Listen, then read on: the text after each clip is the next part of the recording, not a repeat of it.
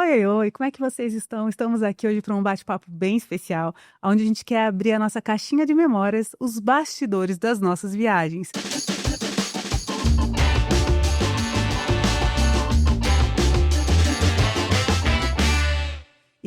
A gente teve já vários estilos de viagem, a gente vai poder falar um pouquinho, mas uma das coisas que foi bem especial é que enquanto os nossos filhos cresciam, muitas experiências mega especiais das nossas memórias construídas juntos aconteceram nessas viagens, né? E quando a gente usa o termo bastidor, que é o que está por trás, a gente não quer só falar da parte que não aparece, né? Os perrengues, mas principalmente os princípios, o que nos norteou a trabalhar da forma como trabalhamos nas viagens.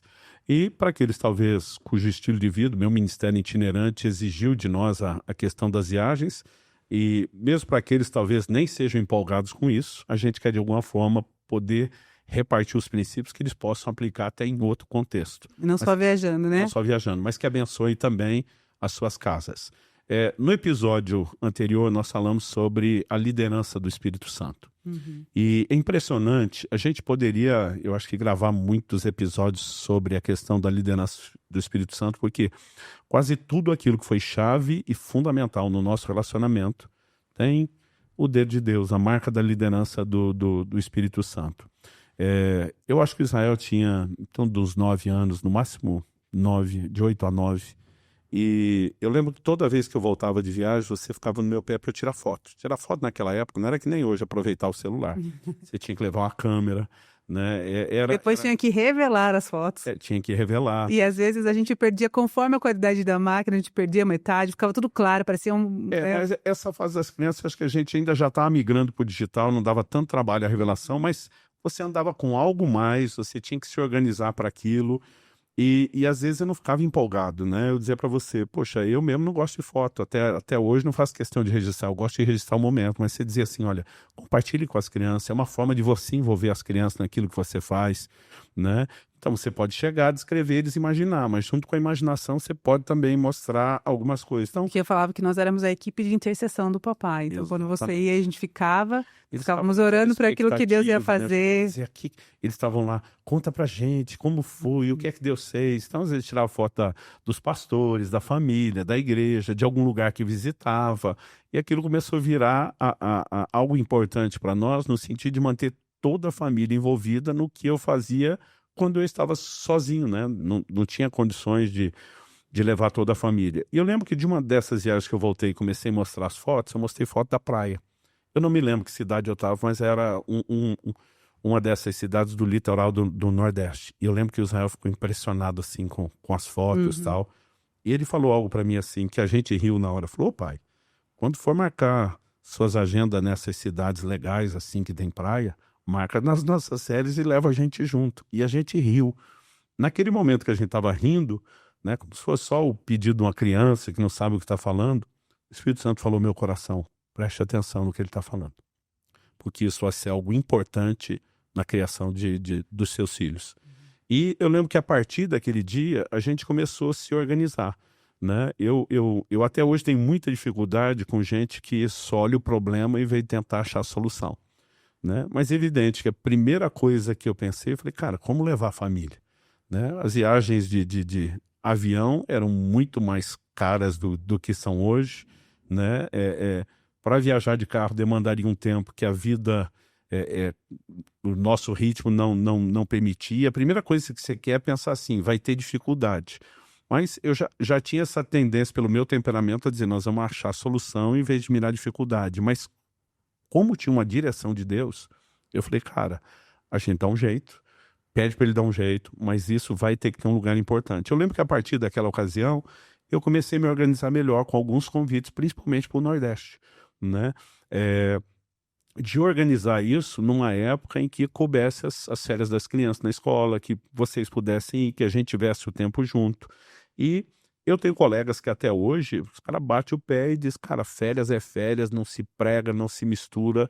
Eu acredito, né, que cada um tem que entender o que é que Deus tem para si, né, qual é o seu contexto. Mas, assim, para mim não era uma questão de simplesmente misturar férias com trabalho, era aproveitar as férias da escola das crianças para envolvê-los não apenas no meu trabalho, mas para que eles pudessem, além da gente ter mais tempo junto e de qualidade, algo que a gente aprendeu em algum momento, a gente abre um pouquinho mais o parênteses aqui, é uma frase que você repetia mais do que eu, investir em memórias, né? Isso é algo muito importante, pois eu quero que você fale até de você dormir no quintal lá, algo que seu pai proporcionava. Então, a gente sabia, por direção de Deus, que aquilo seria algo importante para nós e investiria nisso. Eu lembro que as soluções começaram a aparecer, né? Um dos primeiros lugares que para a gente foi muito, muito marcante foi uma viagem que nós fizemos a Porto Seguro. Acredito que na época isso deve ter acontecido em torno de 2004, né? E eu lembro que inclusive foi numa piscina de uma pousada dessa que o Israel aprendeu a nadar. Então, assim, a gente tem algumas coisas assim fortes na nossa memória, eles nas memórias deles, desse nosso tempo em família. E eu lembro que o próprio pessoal falou: olha, pastor, a gente não tem condições de trazer toda a sua família, né? Mas se o senhor tiver milhagem, já que viaja muito, e quiser trazer a família, aqui a gente consegue um lugar para hospedar vocês, algum tipo de cortesia ou desconto em alguma pousada. E foi assim que surgiu, logo depois da gente entender que aquilo seria uma direção de Deus, a primeira viagem nossa, né, em família. E o que a gente começou a perceber, além do tempo junto, era eles conhecerem os bastidores das viagens, das ministrações. E eu acredito que porque nós mostrávamos as fotos, porque eles faziam parte, eles saíram já empolgados de casa para participar do todo da sua viagem, Eu acho né? que chegar assim de uma hora para outra, o que é isso, realmente... Parece que eles já eram conhecedores de como funcionava, por causa de todos esses relatos que você trazia, né? O curioso é que em Porto Seguro, de novo, numa outra viagem que nós fizemos, que eles gostavam muito, eu lembro que eu tinha separado uma semana dessa vez de férias para estar com os nossos filhos. E a única coisa que a gente podia fazer naquelas férias, que as condições permitiam, era a gente descer para o litoral do Paraná aqui, porque a gente tinha uma casa cedida para usar uma semana. A gente tinha condição para mais nada. Mas, de novo, um grupo lá de Porto Seguro começou a fazer uma campanha, né? Pastor, dá essa agenda para nós, tal. Eu dizendo, não, prometi estar com meus filhos. Aí teve uma hora que um deles falou: onde é que o senhor vai com seus filhos? Falou: desculpa, você pode ter dizendo da minha conta, mas aqui eu tô curioso. Eu vou aqui mesmo no litoral do Paraná. Ele falou: pastor, com todo respeito, ao litoral do Paraná, o senhor não vai querer dizer que isso é melhor do que aqui. Pergunta para os seus filhos o que eles acham. O senhor não precisa mudar nada que prometeu, né? Só faz uma pergunta, se ele realmente quiser você só para eles sem pregar, mas eu acho que para eles é mais interessante perder você à noite, sua companhia, e estar aqui. Eu lembro que eu achei o argumento bom, falei, pelo menos vamos submeter a eles. E eu realmente, normalmente, a gente nunca deixou os filhos tomarem as decisões, né? A gente ensinava que havia governo na casa. Mas como eu tinha uma promessa, eu não voltaria atrás no que eu falei. Então eu chamei eles, eu lembro que eu apresentei e falei: olha, papai não quer aceitar esse convite, eles estão insistindo, pediram para vocês avaliar, então eu vou abrir a decisão de vocês. E quando eu falei de Porto Seguro, os olhinhos dos dois brilharam. Falei: o que vocês acham? Um olhava para o outro assim, eles não falavam nada, era só aquela troca de olhares. E de repente os dois parecem se entenderam trocando olhares, né? Disseram: pai, o senhor se incomodaria de trabalhar as noites para a gente poder ir para Porto Seguro? Tipo assim, a gente quer ir para lá. E eu lembro que dessa vez eles conseguiram uma cortesia no hotel, que era um padrão que a gente nunca tinha ficado na vida. E eu estava muito feliz de ver os filhos assim brincando na piscina, atravessar para o outro lado já Era praticamente a areia, já era um mar, aquilo, né? Eu realmente muito grato a Deus e com aquela cabeça assim de aproveita que talvez nunca mais vai ter outra dessa na vida, né?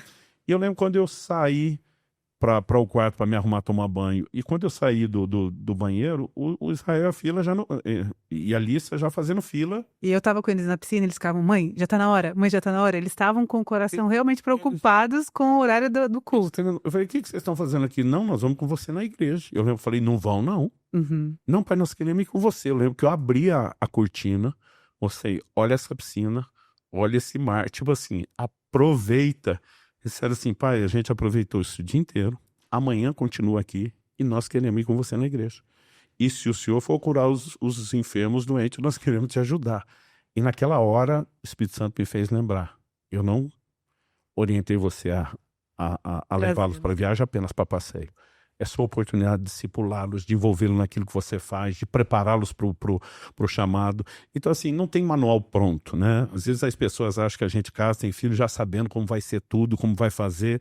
E eu digo que cada família tem um contexto, não só do que cada um faz, do que foi chamado para fazer, onde a gente tem que entender o plano de Deus para a gente. Não adianta querer imitar o plano para os outros. E a gente está falando sobre os princípios, né? Então a Bíblia fala: ensina a criança no caminho que ela deve andar, e mesmo quando for grande, ela não se desviará dele. E eu acho muito interessante que não ensine o caminho, é ensine no caminho. Você ensina enquanto se vive, né? Então os princípios bíblicos e a forma de proceder, ela deve ser ensinada vivendo junto com a criança. Então os nossos filhos, eles tiveram muitas experiências de servir a Deus, né, andando no caminho conosco. E eu acho isso muito interessante, porque como a gente falou, nós não queremos só ensinar, falar sobre as viagens, mas falar sobre os princípios, né?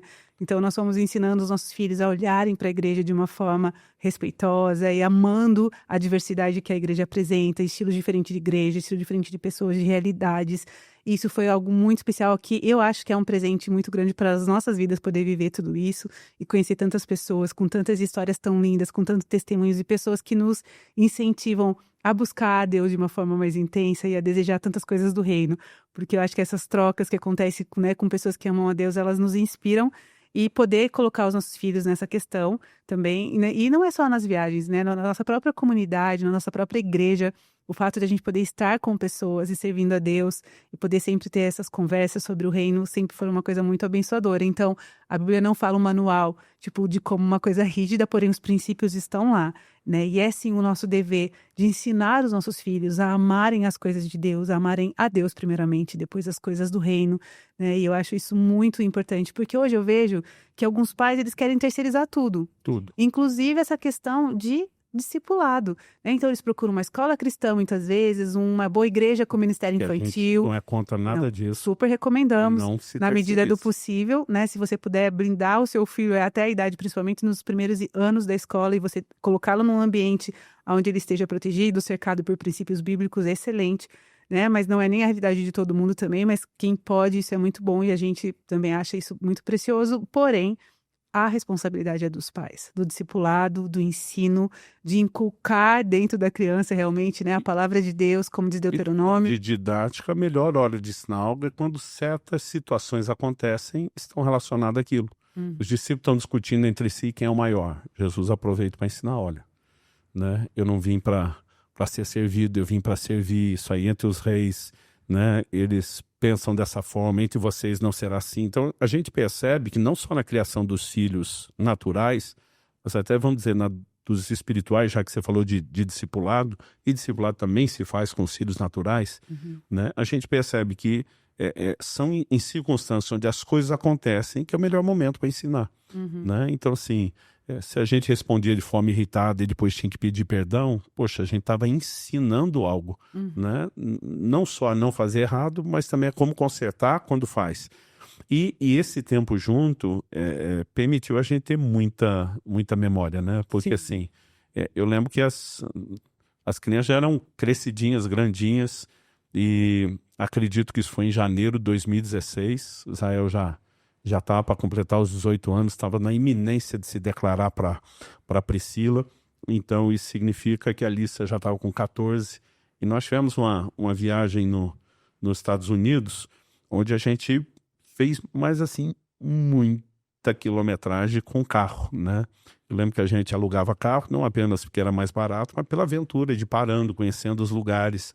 Mas eu lembro que nós tivemos trechos assim desce de avião lá em Las Vegas para conhecer o Grand Canyon, vai até Los Angeles, sobe a São Francisco, Redding na Califórnia, passamos por Portland, né, até parar lá em cima em Seattle, depois descia de avião, pegava outro lugar, porque foi mais de um mês a gente viajando, pregando em muitos lugares e organizando a agenda de uma maneira que a gente pudesse também estar com os nossos filhos. Eu lembro que nessa viagem, eu não lembro se a Alissa tentou aperfeiçoar essa ideia, se você fez com ela, mas eu sei que de alguma forma vocês duas participaram e criaram o jogo da apreciação.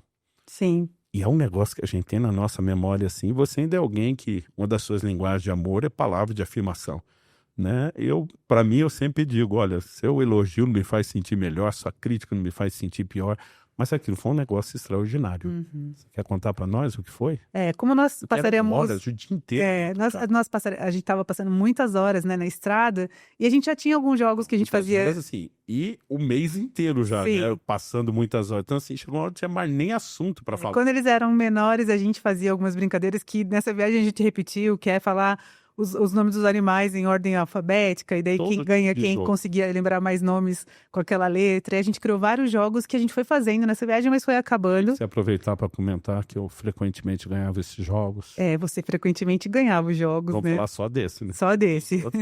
Não, você é muito bom em muitos jogos, mas esse a gente ficava até, porque essa memória abençoada que você tem, nos fazia ampliar o nosso vocabulário de nome de animais, mas era difícil realmente ganhar de vocês, inclusive. Eu acho que o único. O nome dos peixes, que eu ficava sempre boba, como você sabia tanto o nome de peixe. Mas enfim, nós criamos então esse jogo que nós falamos, olha, a gente vai... Cada um vai ter a oportunidade de elogiar o outro, e a gente vai falar o elogio e justificar aquele elogio. Então, assim, você Tinha que falar é pelo menos muito 3 amável, situações e que eu... comprovasse aquilo. Isso, e eu posso falar isso baseado nessa experiência, como você faz isso, como faz isso. Então a gente começou o jogo, e era uma brincadeira, assim, na verdade, um passatempo. Eu lembro que no início fizemos eu com você, você comigo, Israel com a Alissa, Alissa com o Israel. Aí no outro dia nós trocamos. Eu com Israel, Israel comigo, você com a Alissa, Alissa com você. No terceiro dia da viagem, fiz eu com a Alissa, ela comigo, você com Israel e vice-versa. Mas assim, nós passamos 3 dias... 3 dias elogiando, e a gente chorava, a gente se emocionava. Tem que pensar muito, porque assim, não adiantava só ser legal, É. né? O Israel é assim, ok, justifica, né? E tinha que citar os episódios. E era muito legal ver... Eles não valiam. ver a carinha um do outro, assim, quando você falava, nossa, vocês observaram isso sobre mim, vocês estão considerando isso, e foi realmente Só que era o jogo da apreciação. o jogo da Não podia apreciação. criticar nada. Nada, só elogiar. Foi de 3 dias se elogiando, a gente ficou pensando assim, que família boa, não tinha mais nem motivo para lembrar de crítica e reclamação nenhuma. Exatamente. Foi algo muito especial ao longo do tempo. Falando em investir memórias... Eu queria falar um pouquinho sobre isso, né? Porque às vezes a gente associa a ideia de que tem que fazer grandes coisas pra gente construir uma memória. Tipo, você precisa investir numa grande viagem. E, na verdade, as memórias são construídas no dia a maior parte das dia. desculpas das pessoas já não tem dinheiro para isso. Você E dinheiro foi o que a gente não teve na não vida. teve mesmo. E eu lembro assim que eu já li muitos livros sobre educação de filhos, um deles, até não cristão, mas muito bom, que é Crianças Francesas Não Fazem Manha. Eu achei muito interessante que ele fala sobre a importância de você ensinar sobre alimentação, por exemplo, na cozinha, cozinhando, né, ensinando vários detalhes. E eu creio muito que esse dia a dia são as oportunidades que a gente tem de criar memórias. Eu sei que eu amo ver a nossa nora, a Priscila, cozinhando com os nossos netos. Eu sei que eles estão ali numa atividade do dia a dia, mas que eles também estão aprendendo sobre comer saudável, também tendo aquele tempo de comunhão com a mãe, né, ali na cozinha, às vezes o pai ali também junto, e isso é muito especial. E o meu pai, né, eu cresci numa família muito simples, mas o meu pai sempre foi uma pessoa muito amorosa, e ele criou algumas memórias com a gente num contexto de tanta simplicidade, mas que eu carrego no meu coração. Eu me lembro que ele juntava as latas de leite ninho que a gente consumia e de Nescau, que eram aquelas latas de alumínio maiores do que hoje a gente normalmente costuma ver ou consumir, talvez porque a gente consome menorzinha hoje, mas acho que ainda tem as grandes. Mas o meu pai, ele fazia questão de separar todas as latinhas, ele tirava os rótulos e nós brincávamos de boliche no nosso quintal. Então eu lembro que ele fazia, às vezes, uma pilha muito grande pra gente brincar de tiro ao alvo, assim, a gente tinha que acertar as latas, e depois também a gente brincava de várias brincadeiras, na verdade, com aquelas latas, e também tipo boliche, e a gente gastava tanto tempo ali no quintal. Ele construiu pra gente, com as próprias mãos, um balanço que era, eu lembro que quando eu era criança eu imaginava que eu estava indo lá pro céu, assim, naquele balanço que ele fez bem alto, colocou cordas especiais, e eu me lembro dele construindo, eu me lembro da gente brincando, era tão simples o nosso quintal, mas aquilo ali pra mim era um instrumento de ir pras galáxias, a gente falava, pras galáxias, e ele empurrava a gente, então a gente voava tão alto, e era tão gostoso aquele momento, tão mágico, e até hoje eu me lembro daquele... Comigo é vocês dormir no quintal. Então meu pai, ele falava assim, hoje a gente vai dormir fora. E era tão gostoso, porque eram as noites de verão, eu cresci no interior de São Paulo, um clima muito gostoso no verão à noite, eu lembro que era tão refrescante. Meu pai punha literalmente os nossos colchões lá pra fora, desse mesmo quintal. Ele tinha uma lona especial para isso, porque o nosso quintal era de terra. E ele abria aquela lona que ele comprou especialmente para essas noites. Eu falei isso, eu sempre imaginei gramado. Não sei. Não, era terra mesmo. E meu pai abria aquela lona e punha os colchões ali. Então a gente deitava com ele e ele ficava olhando e falava, olha para as estrelas. E aí ele começava a contar as histórias de quando ele cresceu na fazenda. E ele tinha um cachorro chamado Estrela. Então, me marcou hoje, eu reconto essas histórias para os nossos netos, as histórias do meu pai e o cachorro Estrela. Uma parte dela já virou invenção, porque como a Ilha gosta de muita história, ela fala, vovó, eu conto. Mas eu falei, então agora a vovó vai inventar uma história do vovô Joel, do Biso, que agora é o Biso Joel, né? Já está com o senhor, mas assim, tipo, agora eu conto para ela o Biso Joel, já mostrei a foto do Biso Joel e o cachorro Estrela, porque eram as histórias que eu ouvi, agora eu já crio, eu falo, vou inventar uma história deles. Então eles já nadaram com o jacaré, já fizeram tantas aventuras hoje novas, mas na época o meu pai contava as histórias de como ele cresceu. E ele falava, vocês estão olhando para o céu? Eu tinha esse mesmo céu, mas as estrelas brilhavam mais, porque lá não tinham as luzes da cidade. E eu me lembro dessas histórias, eu me lembro das aventuras dele, desse cachorro Estrela. Até dormir. A gente dormia e a gente acordava todo mundo na nossa cama. E a gente já falava assim, como a gente veio parar aqui? Porque a gente nem lembrava. Meu pai esperava a gente pegar muito no sono para devolver. Pra gente era meio mágico essa coisa. Nossa, porque na nossa cabeça a gente dormia a noite inteira lá fora, assim. Porque a gente apagava e depois ele ia trazendo, né, cada um na sua respectiva cama ali. E a gente acordava tudo lá, assim, tão feliz. E ele repetiu isso muitas vezes. Então, a construção de memórias, ela pode ser nesses atos até simples do dia a dia. Eu me lembro da gente brincar na pracinha, de coisas tão simples que a gente fez junto, mas meu pai trazia agregava esse valor a esses momentos, assim, de pai e filhos, assim. Então, a gente pode, sim, nós também trabalhamos dessa forma. Nossos filhos cresceram num contexto de simplicidade, mas a gente conseguiu agregar, Aprender né? a comer de tudo, em todo lugar. Em todo A lugar. gente educá-los a relacionar com as pessoas. A gente educava como se portar na casa das pessoas, a não tocar nos objetos. Então, uma coisa que foi uma dica de alguma senhora para mim, ela falou, não tire os objetos de perto das crianças, assim, que não pode mexer. É lógico que os que quebram, que eram perigosos, a gente removia de perto, porque a gente sabia que havia possibilidade de algum acidente. Mas tudo que dava para ficar ali na altura deles, a gente não tirou, para ensiná-los não mexer. Porque nós íamos em muitas casas. Alguém na nossa casa falou, cara, não é melhor vocês guardar isso, porque vocês controlam mais as crianças. Eu falei, cara, é o treinamento deles, porque eles vão estar conosco em muita casa. E nós não vamos chegar na casa dos outros tirando, eles têm que aprender. Então, assim, trabalhoso, mas a gente olha e vê que valeu a pena, né? Sim, e essa construção de memórias, eu acho que os nossos filhos, eu queria falar um pouquinho sobre a primeira viagem internacional deles. Eu queria que a gente pudesse contar essa parte, porque Eu também queria contar, mas dentro de um outro contexto. Então, vou dar uma volta aqui. Se achar que eu estou muito grande, você me ajuda a enxugar.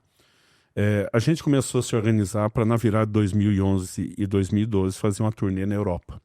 Eu tinha muitos convites para pregar na Europa. E eu comecei a dizer, gente, não posso sair toda hora, tem a questão da igreja, mas eu vou aproveitar um período de férias, né? E eu vou fazer uma turnê encaixando todo mundo. Então, aqueles, né, que não dependem de uma data de evento, que apenas queriam nos receber e foram aceitando, a gente foi organizando essa agenda. Eu lembro que já tinha vários países na lista e os nossos filhos participando disso. Mas nós tivemos um grande desafio, né, que eu lembro de uma situação que surgiu, foi um dos maiores desafios do nosso ministério, que alguém da nossa equipe de ministério acabou, infelizmente, tomando a decisão de desistir do casamento. E a gente, depois de orar por mais ou menos um mês e tentar fazer de tudo para não expor a situação, tentando convencer a pessoa a reconsiderar, né? Eu lembro que já tínhamos colocado nossa liderança em oração, dizendo, olha, nós não vamos discutir o assunto, não pergunte, não especule, né? Fulano apenas está precisando das nossas orações, mas acabou sendo meio que o gato subiu no telhado. Quando a gente viu que a pessoa não voltaria atrás e teria que abrir a situação para a liderança e para toda a igreja, e inclusive estabeleceu o que nós chamamos de medidas disciplinares, a gente estava muito preocupado. E eu lembro que eu falei com você, eu não quero que nossos filhos descubram na hora, na frente de todo mundo. Né? A gente sabia que o choque ia ser grande, porque os filhos da nossa equipe era quase que uma família, né? do pessoal ali. E eu chamei eles antes para uma conversa, para preparar, para não dar o choque na hora do culto. E eu lembro quando contei a notícia, eles ficaram assim, chacoalhadíssimos, né? E eu lembro da reação do Israel e da Alice. Israel, por ser 3 anos mais velho, sempre as reações eram um pouquinho mais maduras, mas eu lembro da cara dele de desespero, com a mão na cabeça, dizendo, Pai do céu, o que os novos convertidos vão pensar se o pastor não aguentou nem eu? Eu falei, ó, isso não é problema seu, o pastoreamento é meu, né? Aí eu lembro que os dois estavam muito empolgados essa viagem, isso era mais ou menos agosto, A viagem seria em dezembro. Lembro que os dois se olharam, parece que caiu a ficha assim, era aquela troca de conversa só no olhar. E eles olham e dizem, e a viagem? Ela falou, e a viagem me pegou de surpresa, porque eu não tinha um plano para a viagem. Né? Eu só tinha pensado, vão dar uma notícia de cada vez.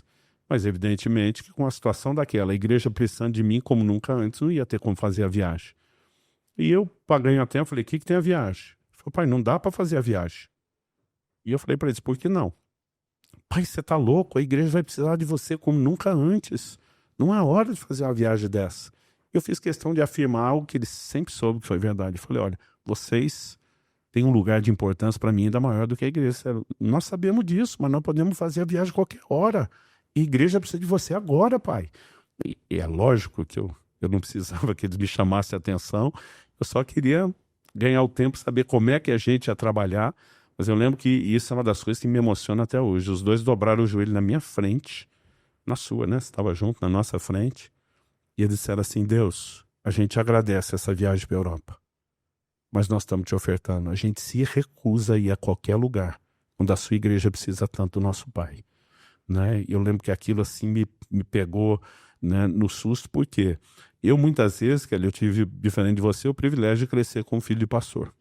E o que eu ouvi a vida inteira do filho de pastor é, eu odeio ser filho de pastor. Até porque assim, era um nível de cobrança, porque parece que o filho do pastor tinha que ser pastorzinho, não podia nem ser criança. É lógico que nossas famílias têm que ser exemplo, né? Mas era algo extremo, era uma cobrança muito exagerada, né? E a gente cresceu ouvindo nossos filhos dizer o contrário, não só como é bom, mas amando, né, o reino de Deus, mas porque a gente trazia eles para dentro, envolvia, tinha hora que tinha até cortar as linhas, porque se envolviam demais, né?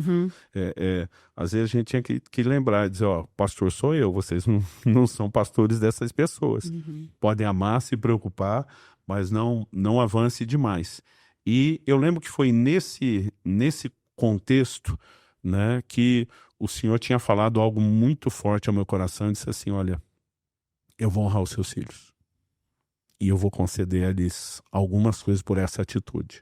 Agora, antes de sair essa viagem da Europa que nós adiamos e tivemos que adiar de novo, quando eu comecei a planejá-lo, isso foi mais ou menos em 2008, né? Eu lembro que na época o Senhor falou assim comigo, antes de levar seus filhos para a Europa ou para a América, primeiro mundo, eu quero que você leve eles numa viagem missionária. Então, a gente já tinha feito uma viagem todo mundo junto para a África. Né? Nós entramos por Moçambique, depois fomos para Tanzânia. Eu acho que para o Quênia vocês não me acompanharam, fui iniciar sozinho. E entramos e saímos pela África do Sul.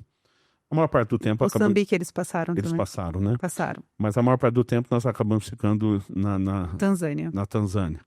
E eu lembro que foi uma viagem assim profundamente marcante. Tanto que assim, depois de ter finalmente ido para a Europa, não em 2011, nós fomos na virada de 13 para 14, depois de termos ido aos Estados Unidos, porque no ano seguinte, depois desse episódio, eu lembro que o Senhor falou comigo e disse, organiza os passaportes da família, aplica o visto. A gente nunca tinha ido, né, para os Estados Unidos. O Senhor falou, eu vou dar uma viagem para os seus filhos.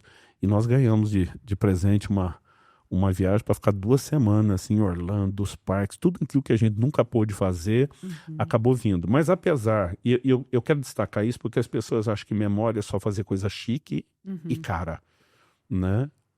Até hoje, quando a gente conversa com eles, qual foi a melhor viagem que eles fizeram? Está mais forte nas memórias de vocês, tipo assim, vamos pro top 3, né? O top 1 ainda é a viagem à África. A África. E foi bem modo missionário raiz, assim, né? Eu lembro que a gente, todas assim, tudo muito simples, todas as estruturas que a gente ficou, nós fizemos horas de viagem de estrada, de busão, de circular mesmo, aqueles bem roots, assim. Para bem... chegar, eu lembro foram 36 horas. 36 horas para chegar, sim. Né? Porque depois de todo o tempo de avião, só as horas de ônibus, era aqueles ônibus estilo circular, andando na estrada de terra com buraco. Quer dizer, não tinha nem como dormir.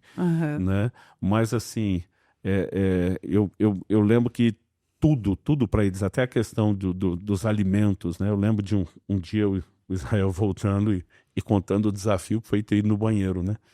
Chegar lá não é só não ter privada, era aquelas moscas que ele olhava e disse assim, uma mosca, um marimbondo. Uma abelha, ele achou que era abelha. Ele foi uma vez na casa de um pastor que a gente foi ter uma refeição, ele estava passando muito mal já por causa da comida mesmo, tudo muito diferente, ele estava com muita diarreia e ele estava passando mal, mal. E aí ele falou: "Onde é o banheiro?" Aí ainda o pastor falava um pouquinho de português, que esse missionário já tinha vindo para o Brasil também, era um pastor de lá. Ele falou: "Na casinha, é a casinha, aquela casinha." Eu lembro até hoje, ele falava: a casinha." E eu disse: "Que casinha?" Ele: "Aquela." Daí mostrou que era, na verdade, no quintal, uma casinha de madeira, e quando ele abriu a porta era só um buraco na terra, e o Israel ali, tipo, ficou um pouco assustado porque ele viu muitas, segundo ele, muitas abelhas grandes, pretas.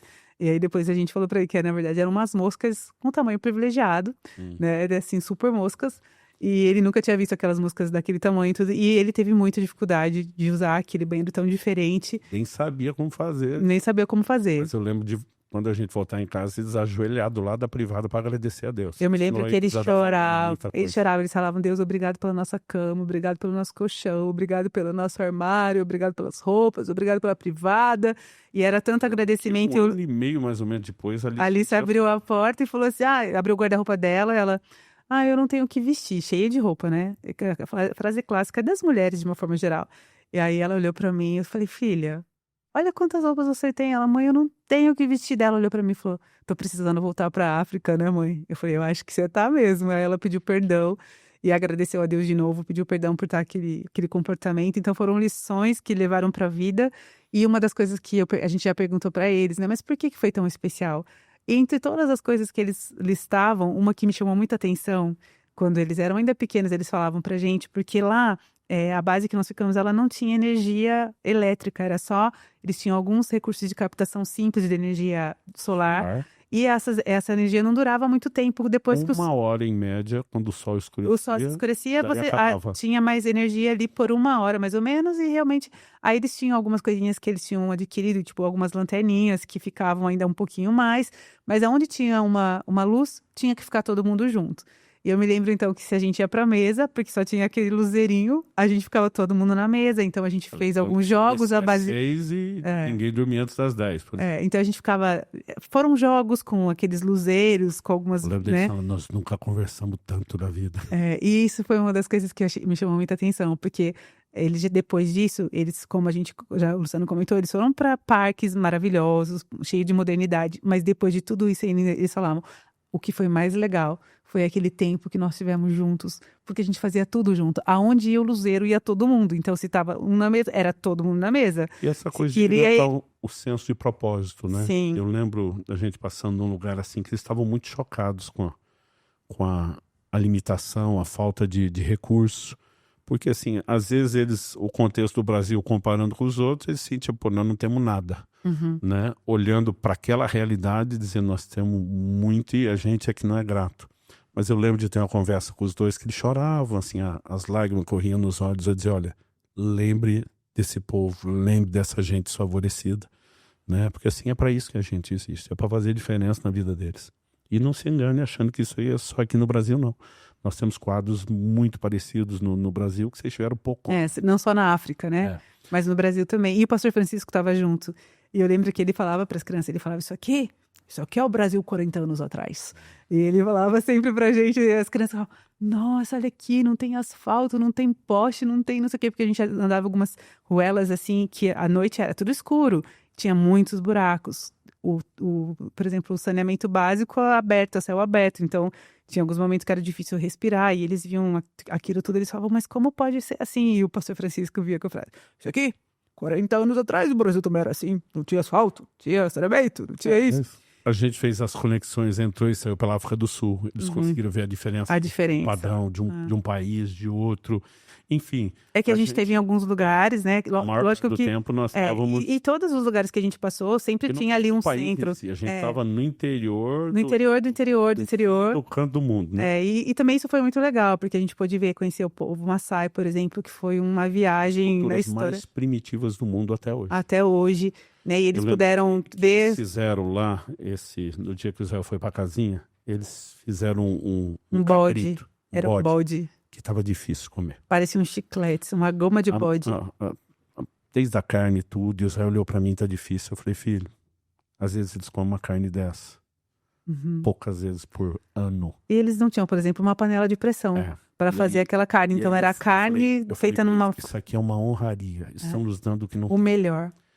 a gente tem que forçar. Até quando depois Israel não conseguiu, foi no banheiro, eu lembro que eu peguei o resto da carne dele para terminar de comer, mas assim, eles puderam aprender muitas lições práticas, mas acima de tudo os princípios, além do tempo Mas em foram coisas família. muito especiais. Eu lembro que o dos cultos lá com os maçais, né, eles chegavam com aquelas roupas, né, que a gente já pode ver em alguns canais da National Geographic que mostram lá como é a vida, que eles usam aquele xadrez vermelho e preto. E as mulheres usam aqueles colares que eles têm um aramado, então tem uma base de arame com aquelas bolinhas coloridas ali. E durante o culto a Deus, eles chegavam com as lanças, porque eles vinham a pé no meio da natureza, onde tinha leão, onde tinham vários animais que poderiam atacá-los. Então, era uma realidade tão, tão diferente que a gente ia pro culto, eles estacionavam a lança na chegada. E Eles cada um vinham. sabia qual era a sua, Qual era a você sua não. lança? É. E alguns deles tinham marcas de ataque de leão, por exemplo, no rosto, eles tinham as cicatrizes. Então, pra gente conviver com tudo aquilo, foi algo tão sensacional da gente Todas as histórias que conversar com tinha aquelas era pessoas. aventura. As meninas, por exemplo, elas não tinham cabelo. E eles falavam que era porque elas não tinham condições de cuidar. Então, todas elas tinham cabelo raspado. E a Alissa, na época, ela tinha um cabelão. Eu me lembro que ela sentava, as menininhas ficavam passando a mão no cabelo dela. E foi uma troca muito rica. E a gente vê tudo aquilo, eles chegando, estacionando as lanças. E daí, no momento da adoração, eles estão apaixonados, né? E as mulheres, elas dançavam chacoalhando aquele colar. Eu me lembro de eu e a Alice, a gente tentar fazer uns movimentos parecidos sem sucesso, né? Porque eles têm todo uma gingo, assim, uma forma de dançar muito linda. E todas essas experiências, eu lembro que na época Alice e Israel já arranhavam alguma coisa nos instrumentos, então eles tiveram alguma oportunidade também de adorar o Senhor e exercer ali também né, o ministério ali deles orando pelas pessoas e amando. E eu lembro que teve uma tarde que a gente foi ministrar as crianças, eu, Israel e Alice, enquanto você pregava para as pessoas adultas na igreja. E eu lembro que eu fui muito querendo poder servir as crianças de alguma forma. Então, eles organizaram um ministério infantil, que era embaixo de uma grande árvore. Eu acho que era uma mangueira bem grande. Eu não me lembro se era um pé de manga mesmo, mas era uma árvore muito grande. E tinha uma sombra. E todas as crianças sentadas no chão batido, né? Terra, ali embaixo. E a gente foi ali com um tradutor que sabia falar o Swahili. E eu lembro que a Alissa até hoje sabe cantar. Deus, 3 palavrinhas só em Swahili. Ela sabe, decora até hoje, porque a gente aprendeu para cantar com as crianças. Na época eu cantei em Swahili, hoje eu já não lembro mais, mas a Alice ainda consegue cantar. E a gente contou uma história para aquelas crianças. E eu me lembro que eu fiquei tão impressionada, porque às vezes a gente vai para um campo missionário também pensando que a gente só vai dar algo, né?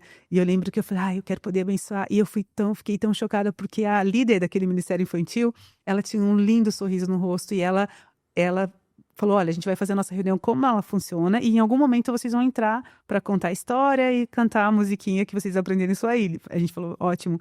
E aquelas crianças, elas tinham versículos, não eram só versículos de cor, eles decoravam capítulos da Bíblia, aquelas crianças. Mateus 18. Né? Acho que foi Mateus 18 inteiro. Outras crianças ali, elas levantaram para interceder, outras crianças levantaram. E aí eu perguntei, eu falei, como que você organizou tudo isso? Eu fiquei tão chocada, porque tinha tanta presença de Deus naquela reunião. O envolvimento deles. Eu me lembro que ela falou, na medida que as crianças vão chegando aqui, eu pergunto para elas para elas observarem por alguns domingos o nosso culto, que elas ficam também lá com os adultos, e depois a gente tem um tempo aqui, porque as reuniões são bem longas. E o Espírito Santo me deu uma estratégia para perguntar qual parte do culto eles achavam mais interessante e eles gostariam de poder cooperar com que parte do culto. Daí as crianças respondiam se era do louvor, se era da intercessão, se era da palavra. E ela então agrupou as crianças nesses ministérios. E durante a reunião do Ministério Infantil, que era longa, cada criança ela se preparava durante a semana para vir e somar naquele ministério. Então, as crianças que eram do Ministério da Palavra, eles decoravam um capítulo da Bíblia. E eu falei, nossa, lá no Brasil a gente dá um bombom para criança que consegue falar um versículo de cor. A gente dá um bombom. Eu falei que eles não ganham nada. Falavam com eloquência, né? Falavam em coro. Em coro. E eu fiquei chocada, porque tinha o tradutor, e eu falei, o que eles estão falando? Daí ele falou, eles estão falando decor o capítulo 18 de Mateus. Eles decoraram essa semana. Eu falei, inteiro. E aí eu fiquei ouvindo, ele foi traduzindo. Eu fiquei muito maravilhada. Daí o Ministério da Adoração, eu lembro até hoje, eu consigo lembrar, eu consigo rever a cena. Essa coisa só dá para ter um bom ministério com dinheiro, é conversa É fiada. conversa fiada. Eu Mais lembro do que de... criatividade, você tem a liderança do Espírito Santo. Eu lembro de uma das meninas, essa eu lembro até hoje mesmo, eu consigo revê-la assim na minha frente. Eu lembro que ela falou, agora o Ministério da Adoração, aquelas crianças se levantaram. E os nossos filhos estavam junto comigo, vivenciando tudo isso. E eu lembro que tinha uma líder do louvor do Ministério da Adoração, e essa criança fazia um canto africano. E aí as outras crianças... E aquilo foi... E, gente, eu chorava. Eu sentia a presença de Deus. E depois teve o Ministério da Intercessão. Eles começaram a... É um espetáculo, né? Não, foi aquele curso. Eu fiquei assim, o que eu ia mesmo querer cooperar aqui? Eu acho que eu só vou aprender com eles hoje. Mas depois a gente contou a nossa história e eu vi que eles estavam vivendo algo tão especial que eu lembro que quando eu voltei de lá, eu falei para o nosso Ministério de Crianças aqui, eu falei para os responsáveis, eu falei, gente, a gente não precisa, que eu lembro que a gente ficava sempre, se a gente tivesse um projetor tal, ia ser tão mais legal. E se a gente tivesse isso, se a gente tivesse aquilo, o que falta pra gente, na verdade, daí eu voltei e falei, gente, o que falta é paixão por Deus, a gente precisa ouvir o Espírito Santo, a gente precisa buscar estratégias, como aquele lugar não tinha uma folha de papel, não tinha um giz de cera. Não é contra, tendo recurso, poder Com usar. certeza. Mas que isso não... Quanto mais... tua dependência de Deus. Exatamente. Não estou falando contra os recursos, a gente continua orando para tê-los, mas o que não pode faltar, o ingrediente mais importante é a paixão por Deus, pela palavra. Isso foi uma construção também de memórias, eu acho que os nossos filhos lembram isso. Falar só da África, cada tipo de viagem era um ensino diferente. Então, no Brasil, nós começamos com aquele negócio de, pai, quando for nos lugares legais, leva a gente. Tanto que na minha cabeça a coisa era só turística. Quando eu comecei a ver a maneira como eles estavam aprendendo, eu comecei a orar e perguntar a Deus, será que eu deveria levá-los a alguns lugares não tão legais? Né? E fiquei naquele questionamento, oração, um tempo. E eu lembro de uma ocasião que a gente ia sair de férias e o Senhor falou para mim, organize uma viagem missionária no Brasil. Lugares do interior que não teriam condição de te levar, onde vocês vão realmente para servir. E, de novo, memórias impressionantes. Porque eu estava num desses lugares, né, no interior do Goiás, e lembrei essa história porque há poucos dias agora nós encontramos o pastor que era de lá na época, estávamos em Itaberaí, e eu lembro que eu estava falando sobre os dons do Espírito Santo, né? E o Israel foi lá e me interrompeu, ele devia ter uns 9 anos de idade, falou, pai, eu sinto aqui, né, tem uma mulher sentada na segunda fileira, e tem uma mulher, tal, né? que ela tá com uma dor nas costas. Tem uma palavra de conhecimento e eu orou com ela, ela foi curada e aquilo foi assim, para o povo da igreja foi uma das lições mais práticas. A gente estava tentando mostrar como era simples. Uma criança de 9 anos, né, vai lá e na hora ainda perguntei se tinha alguém, ninguém respondia, né? E eu meio que ia administrar, filho, eu acho que não. Ele falou, pai, eu sei quem é a pessoa. E foi a senhora, não é? Ela começou a chorar, falou, pedi para Deus, se fosse dele, que dissesse que era eu, e não que eu tivesse que levantar a mão. Eu já teria desistido no meio do caminho, contornado, né? E assim, a gente percebia tanto para eles como para a gente. De repente, para eles, o bom já não era mais o lugar legal. Uhum. Era o tempo em família, era o aprendizado, era a ideia de serviço, né? Uma vez nós estávamos em São Paulo, num culto, e você estava pregando. E eu me lembro tanto dessa cena, o Israel pediu para eu levá-lo ao banheiro, então eu acompanhei ele até a parte de trás da igreja e nós estávamos voltando. Quando a gente estava voltando para sentar ali no nosso lugar, você já estava começando a orar com as pessoas, já era o final do culto. E um senhor pegou o braço de Israel. Era um dia que ele estava orando por cura, né? E você estava orando por cura. Fazia toda a reunião. E então o Senhor pegou assim o braço do Israel e falou assim, você pode trazer o seu pai aqui para orar comigo? E ele estava com a perna apoiada numa cadeira porque ele estava com o joelho machucado ou com algum problema, não sei exatamente o que aconteceu no joelho dele, mas ele... E aí ele só falou assim, você pode trazer o seu pai para orar por mim? E eu lembro do Israel, eu assistindo de camarote essa cena, Israel falando, mas você pensa que meu pai pode fazer algo por você? Quem pode te curar é Jesus, e eu mesmo posso orar pelo Senhor. Porque já que é Jesus, o senhor não precisa do meu pai. E eu lembro que aquele senhor ficou, acho que meio constrangido de ver a resposta daquela criança. Ele falou, então ore por mim. E eu me lembro do Israel impor as mãos sobre aquele joelho e repreender todo o problema. E o cara, tipo, se emocionou porque ele falou, a dor sumiu. E foi algo muito, assim, especial desses momentos. Mas eles sempre falavam, pai, a gente pode ajudar o Senhor a orar pelas pessoas, porque a gente quer... Eles falavam pequenos, eles falavam assim, a gente pode ajudar a curar as pessoas? Porque eles entendiam que era Jesus, que estavam ali manifestando o seu poder. Foi muito especial toda essa vivência né, que a gente teve com eles, Eles assim, começaram a ministerial. perceber que haviam dinâmicas de famílias diferentes em todo Sim. lugar, dinâmicas de igreja. A gente conversava.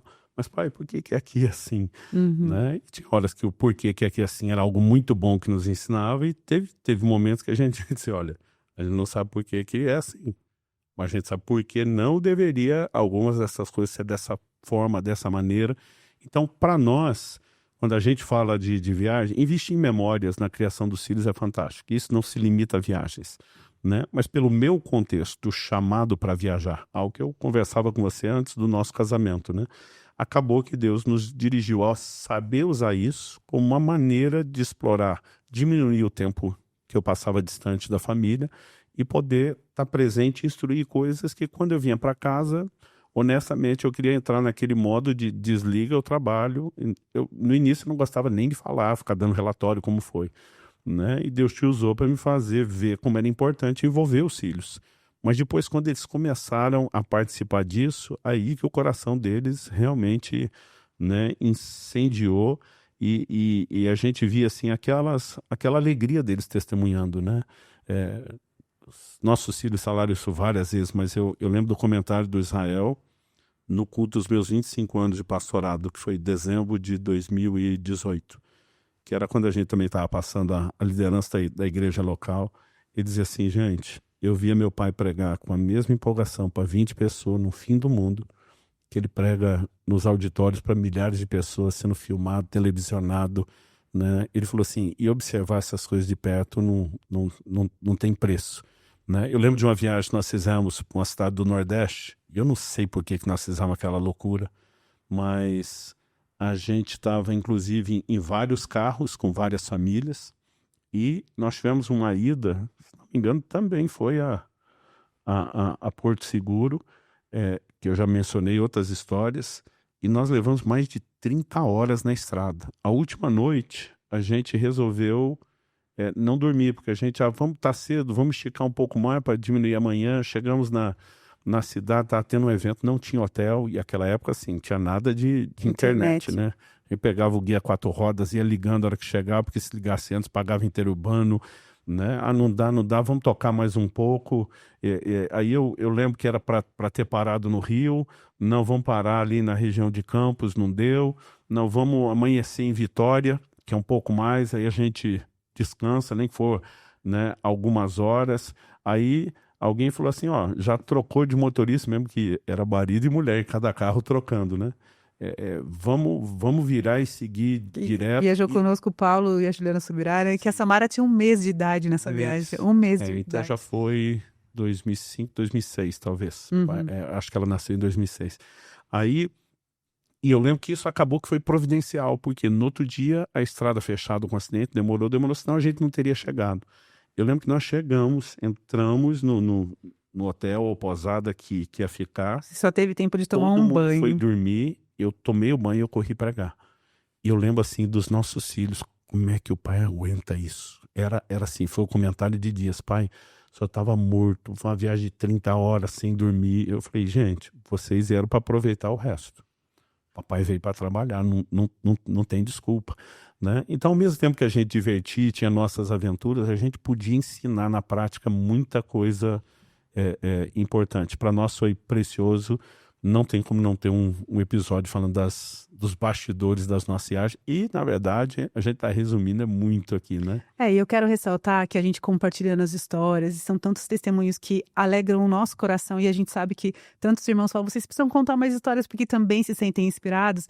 A gente também está abrindo aqui a parte, às vezes, que também nós não somos perfeitos, longe disso, né? Mas eu vejo como a gente é privilegiado de poder educar os nossos filhos baseado nos princípios bíblicos, né? Então, não que nós somos super nada, nós somos só fiéis a Deus e buscamos isso, e erramos também, né? E é tão bom a gente poder consertar também à luz da Bíblia, e eu quero puxar isso porque algumas pessoas já falaram pra gente, mas nós somos meros mortais. Vocês têm uma amizade especial com Deus, vocês têm um nível de conexão, e eu quero dizer que essas experiências todas com Deus e que a gente compartilha aqui, todo mundo pode ter, não existe essa questão de meros mortais.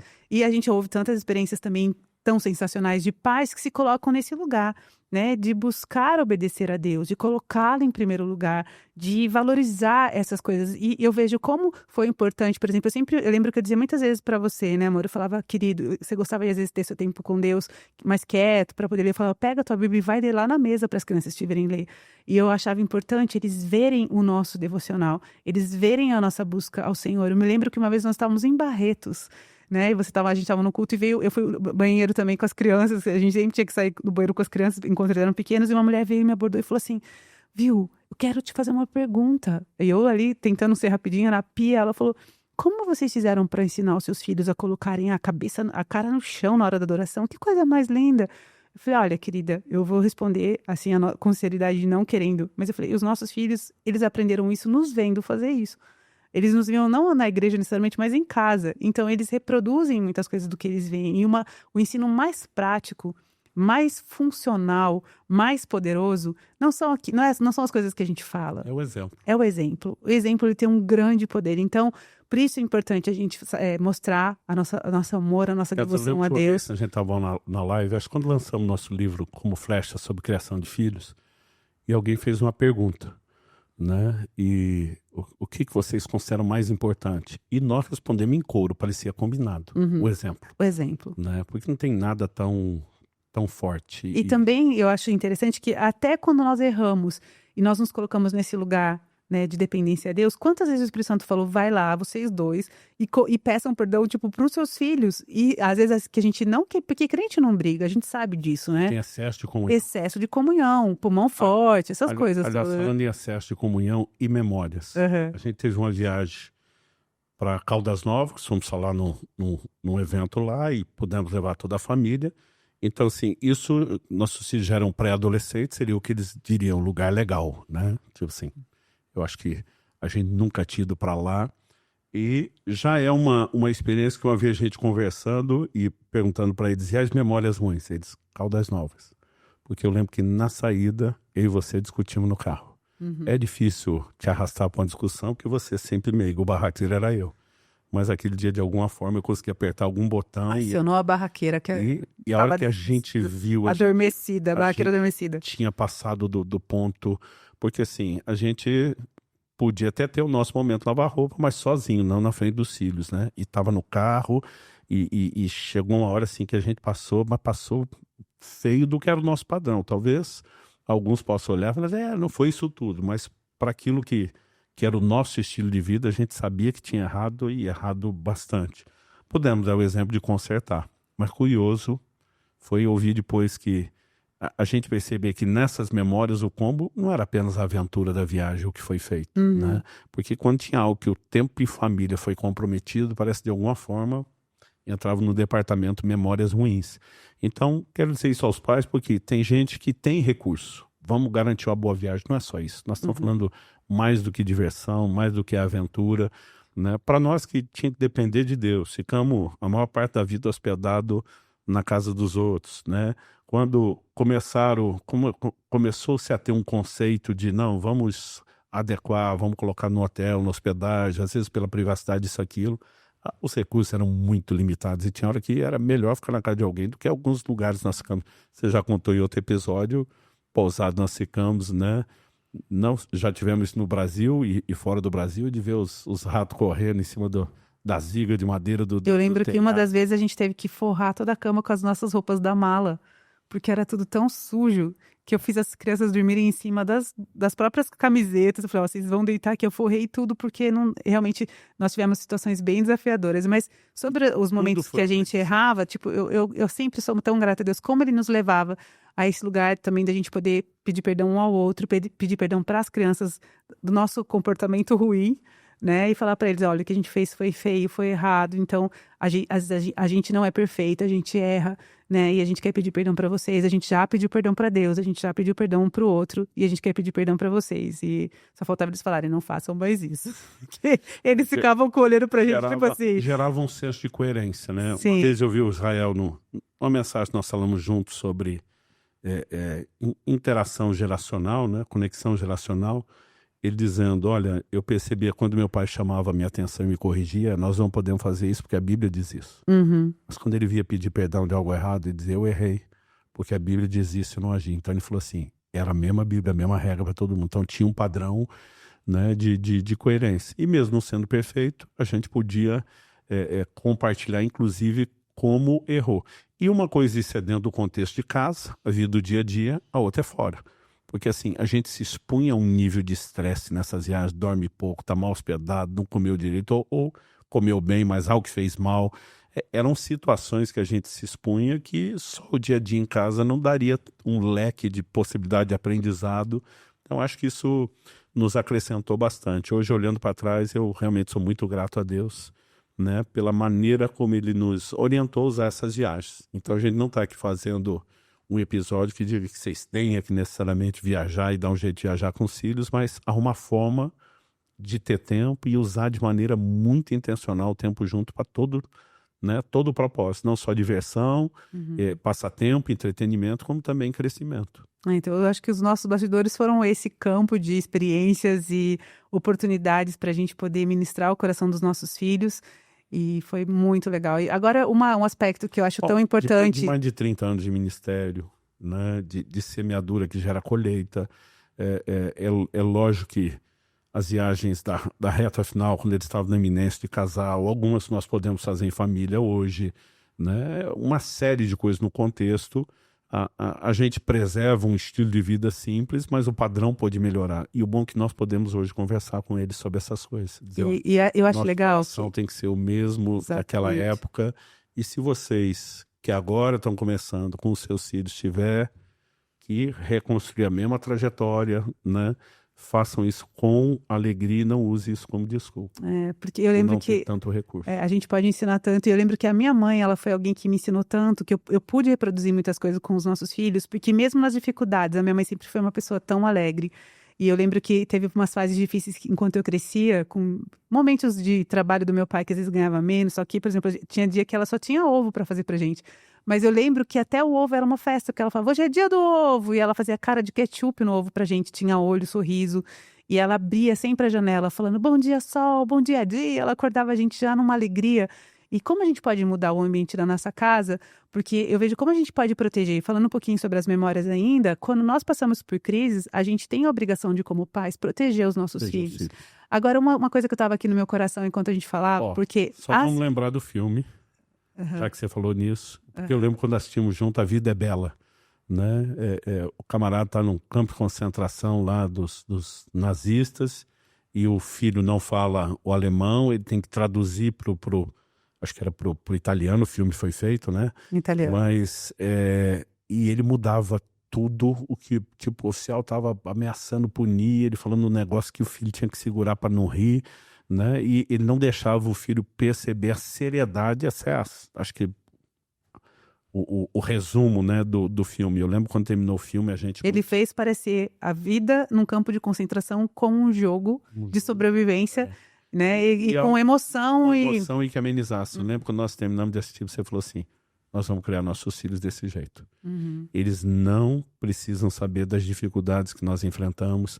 E eu lembro quando a gente estava fazendo as lives de lançamento Como Flechas, que a gente resolveu abrir a caixa preta, eu lembro dos nossos filhos ligando pra gente depois, eu nunca soube disso, né?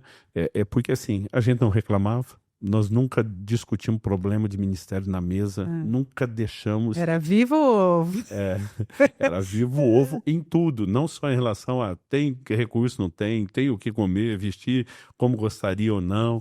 A gente também levava em todo esse tempo de desafio eles a um lugar de posicionamento de oração e confiar em Deus. Os primeiros 3 videogames do Israel, que era na época do Super Nintendo, depois entrou o PlayStation 1 e 2, eu não tinha a menor condição de dar um, né? Aí eu dizia para ele, mas filho, vamos orar, porque o Pai Celestial tá melhor das pernas que o Pai que o Pai terreno, e o Pai terreno tá servindo o Celestial, ele pode socorrer, né? E eu lembro que ele ganhou o Super Nintendo, era usado, mas muito boa condição, depois o Play 1, Play 2, eu só lembro quando chegou o Play 3, ele falou, pai, agora eu queria do Pai terreno. Então pede você ajuda para Deus e você me apareça com isso. Eu lembro que quem fui orar fui eu e eu pude dar a ele o presente. Mas assim, a gente entendeu que tudo era uma oportunidade de ensino e que eles não precisavam saber tudo o que passar, porque é função dos pais proteger. Tem muitos pais desabafando com o filho, fazendo de filho com pouca idade um amigo confidente, né? Isso gera desestrutura emocional. Então, a gente precisa, como diz Tiago 1, verso 5, se alguém tem falta de sabedoria, peça a Deus, né? E eu acho que, de novo, nós vamos voltar no assunto do episódio anterior. Essa sabedoria do alto e a direção de Deus foi uma das coisas mais importantes na condução de toda a nossa família e tem sido até hoje.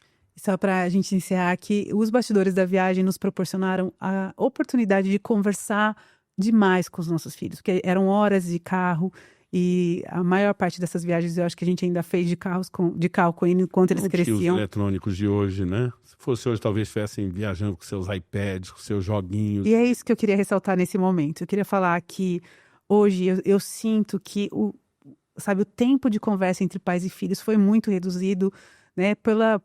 Fomos afetados por essa invasão aí das telas. E eu sei, hoje eu sou vó, e eu vejo parece que as crianças param ali naquelas telas, parece que elas desligam tanto uma tela com um desenho, uma programação, quanto... A gente via os nossos filhos, eu sempre controlei tela com as crianças, nós controlávamos tempo de tela, tempo de computador e tudo, mas eu vejo que hoje, em função, por exemplo, numa hora de viagem, a criança começa a fazer a manha, porque tem o cansaço, os pais dão a tela, e isso Eles é um mais recurso, né? Mas eu quero encorajar os pais a saírem desse lugar. Eu não sei se você já teve essa experiência, Luciano, mas assim, muitas vezes eu gosto de assistir dorama.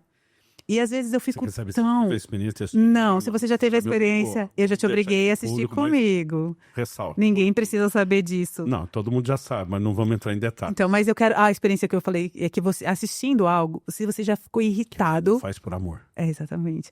Nos doramas, tem algo que acontece comigo, que às vezes eu fico irritado, por que eles não falam um pro outro isso? Por que eles não revelam isso? Porque às vezes eles ficam sofrendo todo aquele dorama, porque não falou que gostava, ou porque não pediu perdão, ou por causa de uma frase que podia ter mudado toda a história. Eu ficava assim, muitas vezes, gente, qual é a dificuldade dessa... E não é só a cultura, porque já aconteceu também em outros tipos de romance, tal, das pessoas falarem o que sente, falarem um pro outro. E assim, dá aquela agonia de você falar, fala. E às vezes isso está acontecendo perto da gente. Porque às vezes os pais esquecem de falar para os filhos o quão incríveis eles acham que os filhos são e só fica cobrando, só fica falando o que falta, ou fica só, advertindo ou ressaltando aquela parte do mau comportamento, enquanto nós temos seres humanos incríveis perto da gente, enquanto eles crescem, eles são tão admiráveis, né? Conforme a fase que eles estão, eles vão aprendendo e podendo trazer. E quão importante é para os filhos a gente poder reconhecer essas coisas legais que eles carregam e ajudá-los. Só sobre diálogo. Hein? A gente vai poder falar sobre isso também, mas assim, e falar para eles assim, as coisas que estão precisando aprender, encorajá-los, né, dar suporte para que eles cresçam naquelas áreas, porque ninguém é perfeito e a gente vai ser sempre melhor em algumas coisas, tem os bons de exatas, outros bons de humanas, e a gente vai ter sempre coisas que a gente tem mais facilidade, mas é importante ter esse diálogo. E às vezes, eu acho que essas faltas às vezes deixam buracos assim no coração, né, um do outro, sendo que a gente pode estar atento e pedindo ao Espírito Santo para nos levar nesses lugares, para dar a chave do coração dos nossos filhos. Tem um livro chamado Pastoreando o Coração do Seu Filho, e eu não me lembro agora, é alguma coisa Tripp, o autor, mas foi muito importante essa leitura. Leitura fiel. E nos ajudou bastante a ter essa concepção de que nós precisamos ouvir aquilo que eles sentem, né? E também pastorear realmente o coração dos nossos filhos, saber, ter uma conversa diretiva, uma escuta atenciosa, para que a gente possa ajudá-los nos seus desafios enquanto eles crescem. E isso foi uma oportunidade incrível dos bastidores da viagem também, porque a gente conversava muito sobre tudo por horas, e sobre o que eles estavam pensando, os conflitos que eles estavam vivendo. E não só viajando, mas também na nossa casa. A gente tinha, e uma das coisas que eu achei que foi uma chave muito importante para nós, é que na medida que eles estavam ali na pré-adolescência e chegando na adolescência, nós... Trip, desculpa. TED eu Trip. Fui consultar aqui. Ótimo. O coração da criança, não é do seu filho, é da criança, pastoreando o coração da criança, TED Trip. E eu lembro que, então, a gente foi aprendendo o valor do culto doméstico na medida que eles estavam nessa fase. Foi quando nós começamos a reproduzir nessas reuniões de família semanais, onde a gente fazia um culto mesmo. A gente louvava, a gente orava juntos. Eu lembro que no início eu fiquei até meio inquieto, desconfortável, porque você queria que eles falassem algo do coração. Aí eu pensava assim, poxa, não é a parte do louvor, não é a parte de refletir na palavra, não é a parte da oração, mas essa coisa do abrir o coração nos nossos cultos virou um negócio. Sim. E uma das Parece que eles esperavam a hora de chegar para falar porque de eu falava, na Jesus. verdade, a gente começou falando as coisas do coração, quando a gente falava assim: o que vocês gostariam que nós orássemos por você? Ah, foi nesse contexto. Foi nesse Mas contexto começou a ganhar, tipo assim, às vezes a gente gastava mais tempo ouvindo as coisas do do coração do coração. que orando. De repente, a gente começou a perceber, uau, É porque quando a gente falava assim: o que você quer? Eles falavam: ah, não sei. Eu falava: fale o que está no coração de vocês. Qual é o desafio que vocês estão passando? Qual é a dificuldade que vocês estão enfrentando? A gente vai orar para Deus ajudar vocês a vencerem esses gigantes, porque a gente Porque a sempre gente tem as um dia dificuldades.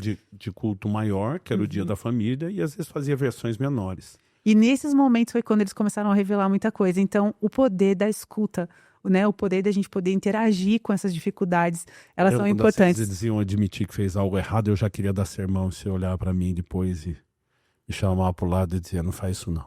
Dá, né? Não no sentido literal, óbvio, mas você usava o ditado da corda para se enforcar. É mesmo, você fazia cara de paisagem, né? Porque me fale mais sobre isso, né? E você dizia, ó, se der o sermão de cara, já perdeu, né? E muitas vezes nem a hora que a gente ouvia tudo era a hora de dar o sermão, era digerir, processar, depois ter uma outra conversa. E isso acho que também foi algo que nos ajudou demais. Uhum. E então é isso, eu quero encorajar os pais a conversarem bastante, a ouvirem muito seus filhos, porque eu acho que isso foi uma chave muito preciosa que o Senhor nos deu enquanto os nossos filhos cresciam, de ter esse entendimento, E apesar né, da de gente poder ter ouvi-los, descoberto e praticado pastoreá-los. isso bastante nas IARs, ter treinado lá antes de depois continuar fora das IARs, é o que todo mundo pode fazer, independente das IARs. Isso também é uma chave para o relacionamento saudável entre o casal, a conversa, né? O aprender a ouvir o outro e entender no coração do outro, porque às vezes a gente não consegue ouvir quando se sente atacado, né? E a gente acha que a fala da outra parte é só para atacar, e os filhos é a mesma forma. Às vezes eles fazem algumas colocações que você pode se sentir cobrado ou atacado, mas é importante a gente treinar o nosso coração para ouvir uma história até o fim, fazer algumas perguntas, mas por que você sentiu assim? Quando foi? Aonde foi? E às vezes essas perguntas, quando você se sentiu, como que você traduz isso, ou como que você entrou nesse lugar, você vai entender melhor e poder ajudar, abençoar, orar junto. Então, isso é uma chave bem preciosa, né? E eu encaixei aqui nos bastidores, que eu acho que não só das viagens, mas no dia a dia, a gente procurou ter essa atenção, esse cuidado, e isso foi bênção para o nosso relacionamento com os nossos filhos, isso é uma bênção também no nosso relacionamento, falando de família, né? E a gente quer encorajar vocês aí que estão em casa, vocês que estão os filhos crescendo, você que está casado, a praticarem a comunicação aberta, a comunicação sincera, ouvir um ao outro, uma audição, né, assim, amorosa, onde você permite, né, que o outro possa desabafar, despressurizar e estender as mãos, né? Quando eu falava, deixa eu contar a história até o fim, não era dar corda para se enforcar no sentido de que é o checkmate para o fim dele mesmo, mas era poder ouvir a história toda e compreender todas as implicações dessa história, né? E eu sei que a gente já está aqui com o nosso tempo de encerrar, mas eu lembro que eu aprendi isso com uma irmã preciosa, né? Que eu nem tinha filhos ainda, ela falou, olha, um dia você vai ter filhos e eles vão ser adolescentes, e quando você tiver os filhos e eles forem adolescentes, lembra dessa dica que eu vou te dar hoje, que ela vale ouro. Aprenda e desenvolva uma cara de paisagem para ouvir as histórias. Eu lembro que eu falei assim, cara de paisagem ela é.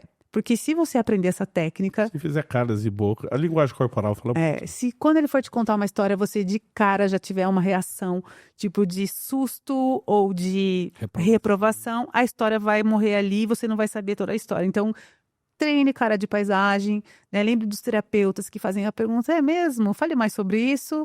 E aí você escuta a história toda e você vai poder, então, ter um parecer sobre aquilo, compreender e ver aonde você precisa ajudar o seu filho. Então, isso foi uma técnica ali, uma dica preciosa que a gente pode colocar em prática. Eu quero deixar para você que talvez está com seus filhos pré-adolescentes, adolescentes, até mesmo criança, né? Então, você ouça toda a história, aí depois você pode colocar os pontos, né, de ajuda para que numa próxima oportunidade que seu filho tiver, ele saiba reagir melhor ou agir melhor, ou tomar uma decisão que vai agradar o coração de Deus e até poupá-lo em segurança de alguma coisa que possa, né, ter sido comprometida ali com aquilo que ele viveu.